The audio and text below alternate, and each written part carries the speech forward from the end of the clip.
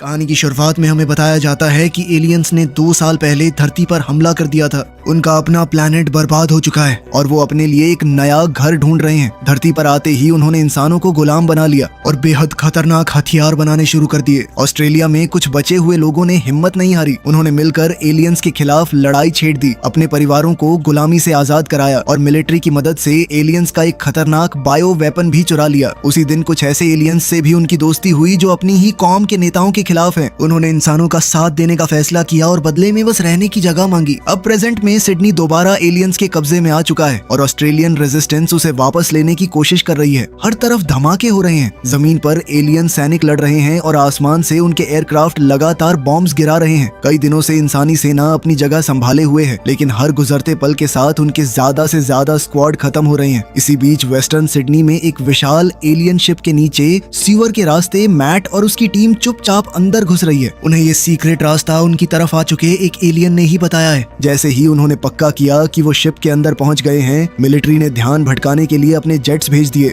Jets ने ship पर गोलीबारी शुरू कर दी और जवाब में एलियंस ने तुरंत अपने एयरक्राफ्ट आसमान में उतार दिए। शिप के अंदर घुसते ही मैट की टीम को कुछ ऐसे एलियंस मिले जो गार्ड बनकर खड़े हैं, लेकिन असल में इंसानों के साथी हैं। उन्होंने अचानक अपने ही साथियों पर फायरिंग शुरू कर दी। जब एलियंस आपस में लड़ने लगे, मैट और उसकी टीम ने एक पिंजरा ढूंढ निकाला जिसमें कई इंसान कैद हैं। उन्होंने तुरंत पिंजरा बंद करने वाला सिस्टम बंद किया और सभी कैदियों को आजाद करा लिया। बाकी लोग कैदियों को लेकर निकल गए, लेकिन मैट की नजर एक और पिंजरे पर पड़ी। अंदर 3 छोटे एलियन बच्चे हैं। वो चाहता तो उन्हें मार सकता था, लेकिन उसने ऐसा नहीं किया और अपनी लड़ाई में लौट गया। लड़ते लड़ते मैट कंट्रोल रूम तक पहुंच गया। बाहर जेट्स उसे आने वाले खतरे की वार्निंग भेज रहे हैं, लेकिन उसका ध्यान कंप्यूटर में मौजूद फाइल्स पर है। तभी एक विशाल एलियन कमांडर वहां आ गया और उसने मैट की टीम के एक सिपाही को मार दिया। पूरा दल मिलकर उस राक्षस जैसे कमांडर पर टूट पड़ा, लेकिन वो इतना शक्तिशाली है कि कुछ ही पलों में सबको जमीन पर गिरा दिया। दरअसल ये उनके प्लान का एक हिस्सा है। लड़ते हुए एक फौजी ने उसके आर्मर के अंदर ग्रेनेड डाल दिया था। कुछ ही सेकंड्स बाद जोर का धमाका हुआ और कमांडर मारा गया। मैट ने उस कमांडर का हेलमेट उठा लिया और कैदियों के साथ शिप से बाहर निकल गया। जैसे ही सब सुरक्षित दूर पहुंचे, जेट्स ने पूरे एलियन शिप को उड़ा दिया। दूसरी तरफ एमिली, एब्राहम और उनका एलियन दोस्त गैरी बर्बाद हो चुके इलाके में छुपते छुपाते आगे बढ़ रहे हैं। रास्ते में उन्हें एक छोटी लड़की मिली। सबने अपनी बंदूकें नीचे कर ली, लेकिन गैरी ने लड़की के सर से हेडबैंड उठाया और उसे तोड़ दिया। पता चला कि वो हेडबैंड असल में एलियंस का कैमरा है। लड़की ने खाना पाने के बदले एलियंस के लिए जासूसी करने की बात मान ली थी। अब जब उसका राज खुल गया तो वो डरकर भाग गई। आगे चलकर तीनों की मुलाकात कुछ और एलियंस से हुई जो इंसानों का साथ देना चाहते हैं। उनके पास देने के लिए कोई सामान नहीं है, इसलिए उन्होंने बदले में एक जरूरी खबर दी। उन्होंने बताया कि एलियन बुजुर्गों के रक्षक, जिन्हें कॉलियर कहा जाता है, आ रहे हैं। साथ ही एक अजीब शब्द बार बार सुनने को मिल रहा है, रेनफॉल। ये जानकारी लेकर सब लोग सिडनी के नीचे बने रेजिस्टेंस हेडक्वार्टर्स लौट आए। वहाँ मैट हेलमेट लेकर पहुंचा। गैरी उस हेलमेट को देखना चाहता था, लेकिन मैट ने थोड़ी मजाक मस्ती के बाद ही उसे हेलमेट दिया। फिर एक मीटिंग बुलाई गई। सबको पता चला कि यूरोप और अमेरिका की सेनाएं भी ये जंग हार रही हैं। यहाँ तक कि न्यूक्लियर वेपन्स भी एलियंस के खिलाफ बेअसर साबित हुए हैं। कमांडर रॉस ने कहा कि सिडनी को बचाना अब मुमकिन नहीं है और सबको शहर छोड़ देना चाहिए। अब्राहम ने विरोध किया। उसका कहना है कि अब भी कई आम लोग मदद के इंतजार में हैं, लेकिन रॉस ने समझाया कि अब जिंदा बचे लोग बहुत कम मिलते हैं और 1-2 लोगों के लिए पूरी सेना को खतरे में नहीं डाला जा सकता। आखिरकार अब्राहम मान गया। तब एमिली ने बताया कि पिछले कुछ हफ्तों से रेनफॉल नाम बार बार सामने आ रहा है।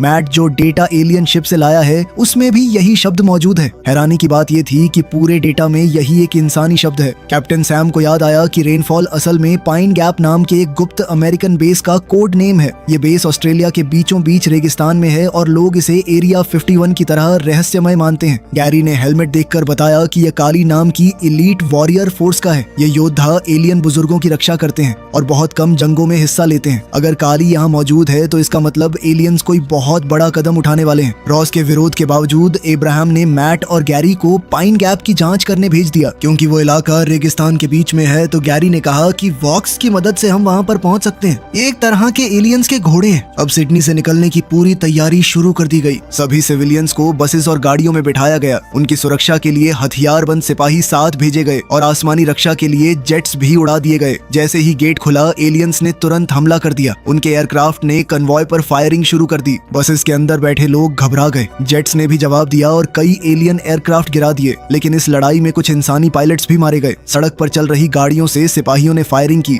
और कई एलियन एयरक्राफ्ट इमारतों से टकराकर तबाह हो गए। वॉक्स वाली वैन के अंदर मैट और गैरी भी लगातार गोलीबारी कर रहे हैं। तभी उन्हें पता चला कि एमिली का भाई मार्कस छुपकर वैन में आ गया है। मैट ने उसे वापस भेजने की बात की, लेकिन गैरी ने कहा कि एक और मदद करने वाला साथ होना बुरा नहीं होगा। कुछ देर बाद एक बस के पिछले हिस्से में आग लग गई। अंदर बैठे सिविलियंस घबराकर आगे की तरफ इकट्ठे हो गए, जबकि सिपाही पीछे खड़े होकर गोलियां दागते रहे। आसमान में जेट्स भी पूरी तरह से बसेस को कवर देते चल रहे थे। इसी समय एलियंस की जमीनी सेना ने रेजिस्टेंस हेडक्वार्टर्स पर भी हमला कर दिया। तेज गोलीबारी शुरू हो गई। जो सिविलियंस अब तक नहीं निकले थे, उन्हें एक सुरंग के रास्ते ट्रक्स तक पहुंचाया गया। रॉस ने आदेश दिया कि पहले इंसान जाएंगे और एलियन साथी बाद में। एमिली को यह फैसला बिल्कुल पसंद नहीं आया। तभी एक धमाके से पूरी सुरंग हिल गई, छत टूटने लगी। कुछ ही पलों बाद दूसरा धमाका हुआ और सब समझ गए कि एलियंस एंट्रेंस तक पहुंच गए हैं। लड़ाई और भी भयानक हो गई। सिपाही भागते हुए लोगों को बचाने के लिए जान लगाकर लड़ रहे हैं। तब एक और बुरी खबर मिली। मोर्चे पर लड़ रहे सिपाहियों ने बताया कि एलियंस अब सिडनी के ऊपर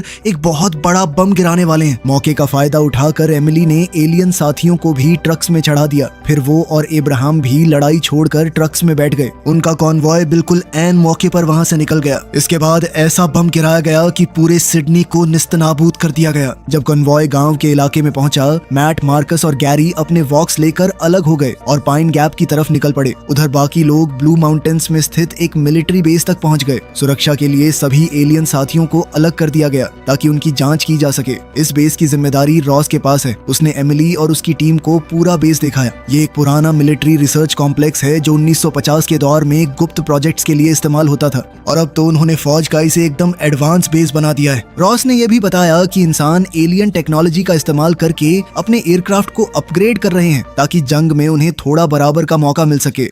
इसी बीच रेगिस्तान की तरफ बढ़ रहे मैट, मार्कस और गैरी ने एक हैरान कर देने वाला नजारा देखा। उनके सामने कई इंसान जान बचाकर खेतों में भाग रहे हैं, जबकि उनके ऊपर मंडरा रहे एलियन एयरक्राफ्ट लगातार उन पर फायरिंग कर रहे हैं। मार्कस उन लोगों की मदद करना चाहता है, लेकिन उनके पास कोई रास्ता नहीं है। तब उनकी नजर कुछ पहरेदारों पर पड़ी जिनके पास एक उड़ने वाली गाड़ी है। गैरी आराम से उनके पास गया और बातों में उलझा दिया। जैसे ही पहरेदारों का ध्यान हटा, मैट ने गोलीबारी शुरू कर दी। गैरी भी उसके साथ जुड़ गया और कुछ ही पलों में दोनों ने पहरेदारों को मार गिराया। उसके बाद गैरी ने उड़ने वाली गाड़ी का सिस्टम चालू किया। मार्कस तुरंत उस पर लगी बड़ी तोप पर बैठ गया और आसमान में घूम रहे दुश्मन विमानों पर निशाना लगाने लगा। लेकिन खतरा अभी खत्म नहीं हुआ है। कुछ खतरनाक काली योद्धा उनकी तरफ बढ़ रहे हैं। गैरी ने बिना देरी किए गाड़ी उड़ा दी। मैट को एक पल के लिए लगा कि गैरी उसे छोड़कर भाग गया। तभी दुश्मन की एक और उड़ने वाली गाड़ी उसके ऊपर से निकली। मैट ने मौका देखकर उसे पकड़ लिया और लटक गया। थोड़ी ही देर में दुश्मन विमान भी पीछा करने लगे। उन्होंने गैरी की गाड़ी पर एक जोर का वार किया, लेकिन हैरानी की बात है कि उसे कोई नुकसान नहीं हुआ। मार्कस लगातार तोप चला रहा है और कई विमानों को गिरा रहा है। इसी बीच दुश्मन की दूसरी गाड़ी गैरी के पास पहुंच गई और उसकी गाड़ी को टक्कर मारने लगी। गैरी ने रफ्तार बढ़ा दी ताकि पीछा छुड़ा सके। दुश्मन गाड़ी में बैठा एलियन भी लगातार फायरिंग कर रहा है। मैट उस गाड़ी की छत पर चढ़ गया और सीधा उस एलियन से भिड़ गया। दोनों के बीच जबरदस्त हाथापाई हुई। एक समय ऐसा आया जब एलियन ने लगभग मैट को नीचे गिरा दिया, लेकिन उसी वक्त मैट ने गाड़ी का ऊपर वाला ढक्कन खोल दिया। ड्राइवर ने तुरंत उसे बंद कर दिया और मैट को दोबारा बाहर की तरफ धकेल दिया। इतने में मार्कस ने एलियन पर हमला कर दिया, जिससे मैट को थोड़ा समय मिल गया, लेकिन लड़ाई जारी रही। एलियन ने मैट की छाती पर एक बम लगा दिया। मैट ने दिमाग लगाया और वही बम अंदर ड्राइवर के पास फेंक दिया। इसके तुरंत बाद वो गाड़ी से कूद गया। कुछ ही पल बाद गाड़ी हवा में फट गई, लेकिन मुसीबत खत्म नहीं हुई। उस धमाके में एक एलियन बच गया था। वो दोबारा मैट पर टूट पड़ा। उसने मैट का चेहरा पकड़ लिया और उसे गाड़ी के जलते इंजन की तरफ धकेलने लगा। तभी अचानक एक वॉक्स दौड़ता हुआ आया। उसने एलियन को जोर से टक्कर मारी, जमीन पर गिरा दिया और उसे खा गया। मैट को गैरी और मार्कस ने वापस अपनी गाड़ी में उठा लिया। सफर के दौरान गैरी ने एक और जरूरी बात बताई। उसने कहा कि इस इलाके के एलियंस भी रेनफॉल को ढूंढ रहे हैं। उधर ब्लू माउंटेन्स वाले बेस पर एमिली और डेनिस को एहसास हुआ कि कई दिनों से उन्होंने अपने एलियन साथियों को देखा ही नहीं है। इसलिए दोनों ने रॉबिन से पूछा, जो डेनिस की पायलट गर्लफ्रेंड है। लेकिन रॉबिन को लगता था कि रॉस एकदम सही कर रहा है। वो लोग एलियंस पर आंख बंद करके भरोसा नहीं कर सकते। पर फिर उसके जाने के बाद डेनिस ने दिखाया कि मैंने उसका सिक्योरिटी पास चुरा लिया है। डेनिस ने पहरेदारों का ध्यान भटकाया और एमिली चुपके से रिस्ट्रिक्टेड हिस्से में घुस गई। अंदर पहुंचकर उसने एक विशाल लैब देखी। वहाँ एक बड़े हिस्से में वही बायो वेपन रखा है जो मैट एलियंस से चुरा कर लाया था। एमिली ने रेडियो के जरिए डेनिस को सब बताया, लेकिन तभी तंबू के अंदर गैस भरने लगी। उसे तुरंत वहाँ से भागना पड़ा। वो एक प्लास्टिक की सुरंग से गुजरी और फिसल कर नीचे एक रास्ते में पहुंच गई। वहाँ जो उसने देखा उसने उसके होश उड़ा दिए। सभी एलियन साथी छोटी छोटी कोठरियों में बंद हैं। कुछ पर अत्याचार किया जा रहा है, कुछ पर एक्सपेरिमेंट्स हो रहे हैं। बहुत से एलियंस मुश्किल से जिंदा हैं और कई पहले ही मर चुके हैं। एमिली ने उन्हें आजाद करने के लिए दरवाजे खोलने की कोशिश की, लेकिन तब तक रॉस के आदमी वहाँ पहुंच गए। उन्होंने उसे घेर लिया और पकड़ लिया। दूसरी तरफ मैट, गैरी और मार्कस ने वॉक्स के साथ एक जगह डेरा लगा लिया। मैट अब भी एलियंस पर पूरी तरह भरोसा नहीं कर पा रहा है। तभी दूर पहाड़ों की तरफ से एक भयानक दहाड़ सुनाई दी। गैरी ने आवाज पहचान ली। वो ज़ाइलिक है।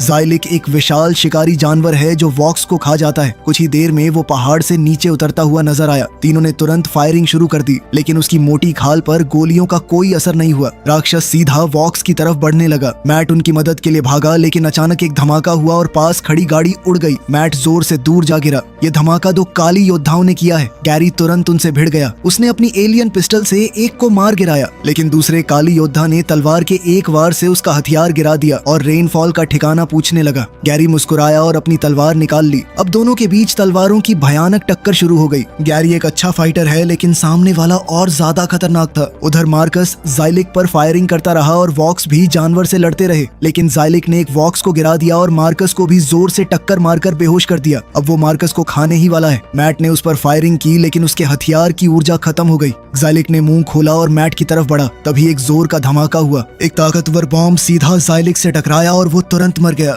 काली योद्धा एक पल के लिए भटक गया। गैरी ने इसी मौके का फायदा उठाया और उसे मार गिराया। कुछ दूर एक रोशनी दिखाई दी। मैट ने तुरंत अपना हथियार उठा लिया, लेकिन सामने दुश्मन नहीं है। वो पीटर और उसकी बेटी बेला हैं। 2 साल पहले बच निकलने के बाद दोनों लड़ाई वाली टीम से अलग हो गए थे और पहाड़ों के पास एक गुप्त गांव में रहने लगे थे। पीटर उन सबको भी अपने साथ ले गया, जहां गांव के लोग गैरी को देखकर बहुत ज्यादा डर गए। खुशकिस्मती से मार्कस को कोई गंभीर चोट नहीं लगी और वो होश में आ गया। बातों बातों में गैरी ने पीटर से कहा कि मैंने सुना है आपने 2 साल पहले एक कैद एलियन का सर कुचल दिया था। पीटर ने इस बात को नकारा नहीं, लेकिन इतना जरूर कहा कि अब मैं वैसा नहीं हूँ। दूसरी तरफ गांव के लोग घर के बाहर इकट्ठा होने शुरू हो गए थे। सब गैरी को उनके हवाले करने की मांग कर रहे हैं। पीटर ने साफ मना कर दिया। मार्कस भी भीड़ और वॉक्स के बीच खड़ा हो गया। अब गांव वाले जबरदस्ती घर में घुसने की कोशिश करने लगे। इतने में गैरी खुद बाहर आया और कहने लगा कि अगर किसी में हिम्मत है तो आओ लड़ो मुझसे। पीटर भी गैरी की मदद के लिए कूद पड़ा, लेकिन 2 लोग पूरी भीड़ का सामना नहीं कर सकते। गांव वालों ने पीटर को पकड़ लिया और गैरी को पीटना शुरू कर दिया।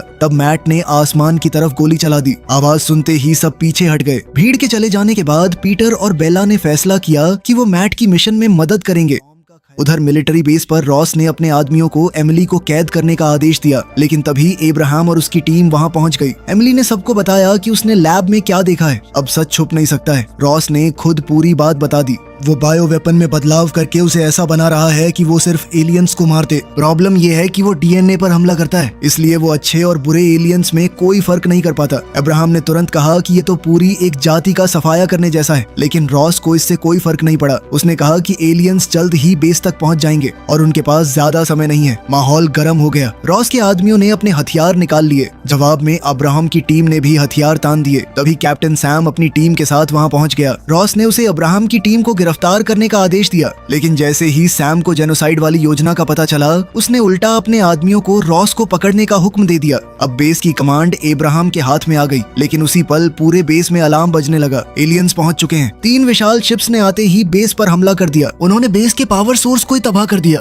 बिजली चली गई, सिस्टम बंद हो गए और पायलट से संपर्क टूट गया। फिर अचानक स्पीकर्स पर एक एलियन संदेश गूंज उठा। एलियंस ने धमकी दी कि अगर एमिली ने खुद को उनके हवाले नहीं किया तो वो पूरा बेस मिटा देंगे। एमिली के दोस्त उसे जाने नहीं देना चाहते, लेकिन एमिली को लगा कि शायद सबकी जान बचाने का यही एक रास्ता है। सैम ने अपने सिपाहियों को बाहर की स्थिति जानने के लिए भेज दिया, जबकि एब्राहम एमिली के साथ एलियंस से मिलने गया। वहाँ एक एलियन बुजुर्ग ने एमिली से बात की। उसने कहा कि एलियंस उसे इंसानों का लीडर समझते हैं और शुरुआत में एलियन भी साथ काम करने को तैयार थे, लेकिन अब उनको लैब में हो रहे एक्सपेरिमेंट के बारे में पता चल चुका है। उसके नजरिए में एमिली भी उन सब में शामिल है। ये बोलते ही उसने अपने भाले से एमिली पर हमला कर दिया, लेकिन एब्राहम बीच में आ गया। गया। उसने एमिली को जोर से धक्का देकर हटा दिया और उस भाले के वार को अपने ऊपर ले लिया। इब्राहिम मारा गया जबकि एमिली वहां से जान बचाकर भागी। उसी पल सैम ने अपने सिपाहियों को फायरिंग का आदेश दिया। एलियंस ने भी तुरंत जवाब दिया और देखते ही देखते पूरा इलाका आग और गोलीबारी में डूब गया। बेस के अंदर सब लोग बाहर का दृश्य स्क्रीन पर देख रहे हैं। इसी अफरा तफरी का फायदा उठाकर एक सिपाही ने रॉस को आजाद कर दिया। आजाद होते ही रॉस ने बंदूक थाम ली और सबको धमकाने लगा कि जो भी उसकी बात नहीं मानेगा उसका अंजाम बुरा होगा। जब एक महिला सिपाही ने उसे शांत करने की कोशिश की, रॉस ने बिना सोचे उसे गोली मार दी। फिर उसने अपने आदमियों को बायो वेपन तैयार करने का हुक्म दिया। बाहर एलियन हमले की वजह से पूरा बेस कांप रहा है। इसी बीच डेनिस ने आम लोगों को सुरक्षित जगह भेजना शुरू कर दिया।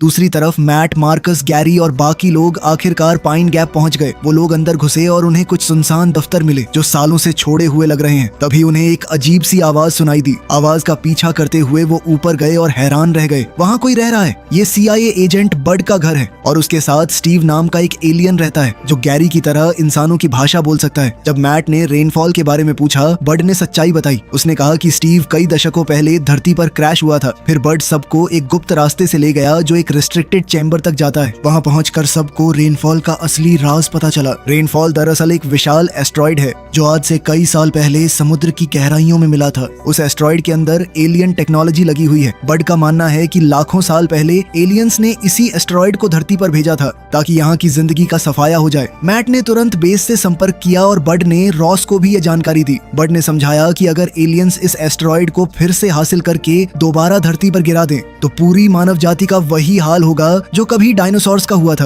रॉस ने यह सुनते ही एक खतरनाक योजना बना ली। उसने सोचा कि एस्ट्रॉइड के अंदर बायो वेपन रख दिया जाए। जब एलियंस उसे ले जाएंगे तब वही हथियार उनके खिलाफ काम करेगा। जैसे ही गैरी ने बायो वेपन का नाम सुना वो गुस्से से भर गया। उसने कंप्यूटर तोड़ना शुरू कर दिया और संपर्क टूट गया। मैट ने उसे जोर से धक्का दिया। गैरी पीछे गिरकर सीधा एस्ट्रॉइड से टकरा गया। तभी एस्ट्रॉइड तेज रोशनी से चमक उठा। कुछ ही पल में उसने अपनी जगह का संकेत एलियन बुजुर्ग तक भेज दिया। स्टीव ये देखकर सन्न रह गया। उसने कहा कि ये काम सिर्फ कॉलियर कर सकते हैं। इसका मतलब था कि गैरी खुद एक कॉलियर है। मैट ने तुरंत अपना हथियार उठा लिया लेकिन मार्कस गैरी के सामने खड़ा हो गया। पीटर ने भी मैट को समझाया कि गैरी उनका दोस्त है और पूरी एक जाति का सफाया करना गलत होगा। आखिर सबने फैसला किया कि बायो वेपन का इस्तेमाल नहीं करेंगे, इसके बजाय एस्ट्रॉइड को ही उड़ा देंगे। लेकिन उससे पहले ही अचानक बिजली चली गई। कुछ ही पलों में हवा के रास्तों और एलिवेटर शाफ्ट से कई एलियंस कमरे में घुस आए। इंसानों ने गोलीबारी शुरू कर दी जबकि गैरी अपनी तलवार लेकर दुश्मनों पर टूट पड़ा। उसकी काली ट्रेनिंग साफ नजर आ रही है। वो एक के बाद एक एलियन को तलवार से काट रहा है। पीटर ने कुछ गैस कैनिस्टर्स पर गोली चला दी। जोरदार धमाका हुआ और कई दुश्मन एक साथ मर गए। लेकिन मुश्किल ये थी कि जितने एलियंस मारे जा रहे हैं उससे ज्यादा अंदर घुसते जा रहे हैं। आखिर टीम ने फैसला किया कि लड़ाई में समय बर्बाद करने के बजाय एस्ट्रॉइड तक पहुंचना ज्यादा जरूरी है। वो लोग कॉरिडोर की तरफ दौड़े लेकिन वहाँ भी एलियंस रास्ता रोके खड़े हैं। तभी वॉक्स उन पर टूट पड़े। उन्होंने एलियंस को जमीन पर गिरा दिया और उन्हें खाना शुरू कर दिया।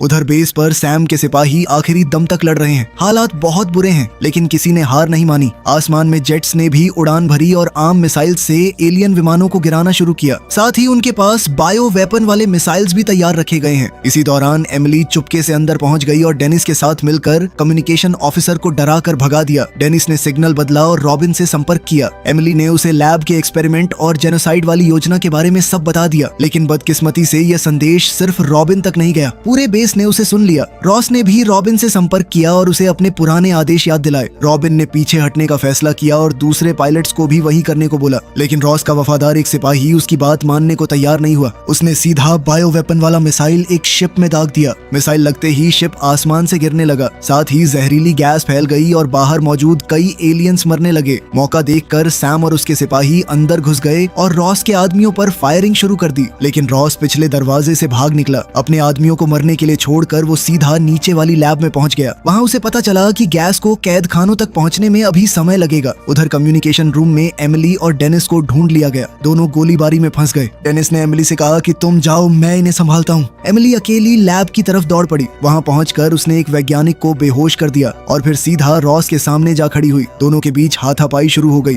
रॉस ने एमिली को बुरी तरह पीटा। एमिली ने पास रखे गैस सिलेंडर से उस पर वार किया और कंट्रोल पैनल तक पहुंचने की कोशिश की, लेकिन रॉस ने उसका गला पकड़ लिया। सांस रुकने लगी, फिर भी एमिली इतनी पास है कि उसने एक बटन दबा दिया। बटन दबते ही टेंट के अंदर गैस छूट गई। एमिली भागकर बाहर निकल गई और दरवाजा बंद कर दिया। रॉस अंदर ही फंस गया। कुछ देर बाद उसकी सांस घुटने से मौत हो गई। थोड़ी देर बाद स्पीकर्स पर सैम की आवाज गूंजी। उसने घोषणा की रॉस मर चुका है और अब बेस की कमांड उसके पास है। ये सुनते ही डेनिस पर हमला कर रहे सिपाहियों ने फायरिंग रोक दी। उधर पाइन गैप में सब लोग एस्ट्रॉयड के कमरे वाले कॉरिडोर में पहुंच गए। एलियंस उनके बिल्कुल पीछे हैं, लेकिन लड़ाई शुरू होने से पहले ही एलियन शिप ने एक खास बीम का इस्तेमाल किया। पूरा बेस हिलने लगा और एस्ट्रॉयड वाला कमरा धीरे धीरे ऊपर उठने लगा। कॉरिडोर बीच से टूटकर 2 हिस्सों में बंटने लगा। गैरी उस हिस्से में फंस गया जो नीचे गिर रहा है। उसके साथ कई एलियंस भी गिरने लगे। ज्यादातर एलियंस गहराई में गिरकर मर गए। सिर्फ गैरी और एक दुश्मन कुछ केबल्स पकड़कर लटक रहे हैं। बेला ने तुरंत अपना चाकू निकाला और कुछ केबल्स काट दिए। दुश्मन का संतुलन बिगड़ गया और वो नीचे गिर गया। जब कॉरिडोर पूरी तरह टूटने लगा, मैट दौड़कर आया और गैरी का हाथ पकड़ लिया। आखिरी पल में उसने गैरी को बचा लिया। उस वक्त मैट ने उसे भाई कहकर पुकारा। ये पहली बार है जब उसने गैरी को पूरी तरह अपना माना। तब तक एलियन शिप एस्ट्रॉयड को अपने अंदर वापस से समा चुकी थी। नीचे सब लोग बेबस होकर बस उसे देखते रहे। बेस पर एमिली ने कैद एलियंस को आजाद कर दिया। कुछ एलियंस गैस की वजह से फिर भी बच नहीं सके। जब ट्रक सिविलियंस और कुछ सुरक्षा कर्मियों को लेकर निकले, तब सिपाही और पायलट्स पीछे रुक गए ताकि दुश्मन का ध्यान अपनी तरफ खींच सके। आखिरकार पूरा बेस तबाह हो गया। रॉबिन भी दूसरे पायलट्स के साथ लड़ते हुए मारी गई। कुछ समय बाद सभी बचे हुए लोग पहाड़ी गांव में पहुंच गए। पीटर भी वापस लौट आया। अब सबको मिलकर एक नई योजना बनानी है ताकि अपने साथियों को बचा सकें और आने वाली लड़ाई के लिए तैयार हो सके। कहानी पसंद आई तो इस मूवी का पहला पार्ट आपकी स्क्रीन पर ये रहा, जाके देख सकते हो। मिलते हैं अगली वीडियो में।